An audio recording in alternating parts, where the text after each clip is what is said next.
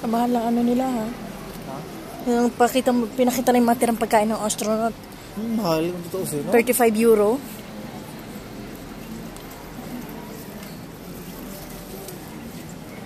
Kasi maganda pa nga yung sa ano eh. Pupunta tayo yung parang may ano pa ng buwan, may mga ilaw ng stars. Ganda pa yun.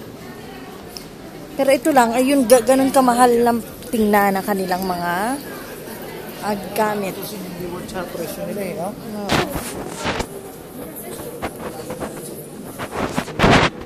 Pero talagang ano ha, ano yan, naggaganyan na lang yung tela, bes, no?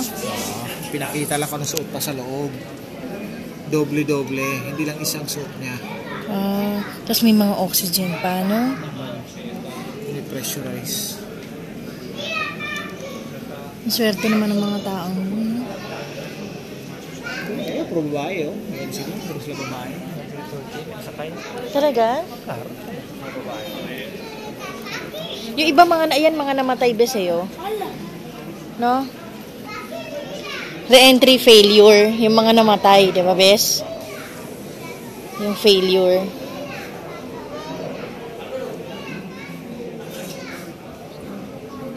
Yung mga namatay.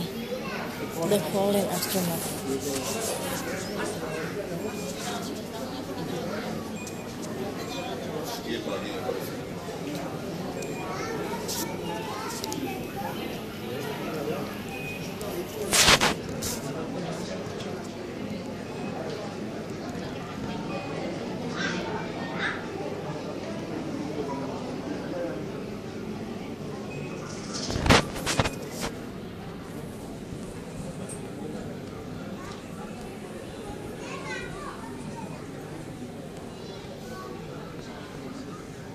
Apollo 1. Nasunog ba Apollo 1?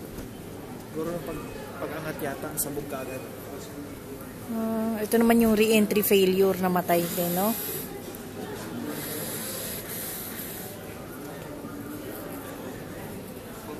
Ito aircraft accident. Siguro yung pagbalik naman, failure. Grabing hirap, no, bes? Grabing hirap bago makabalik, no? Ang daming nilang dinaanan. Pero kahit 30 years na siya nabuhay sa mundo, sobrang haba, no? Nang ano niya, memory niya. Handang 100 million years, no? Sila yung mga unang, Soyuz. Mga ano yata ito eh? Anong... Ito Russian. Ito mga ito iba Russian. Iba Russian, no? Ito Russian. Volkov. Soyuz nga yung kanila, oh. Soyuz 11 yung tawag. Challenger accident.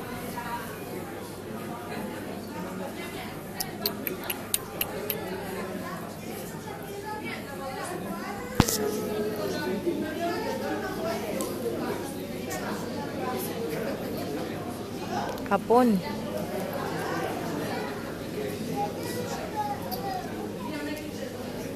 Ganda, no? Mga ano ng NASA, no, bes?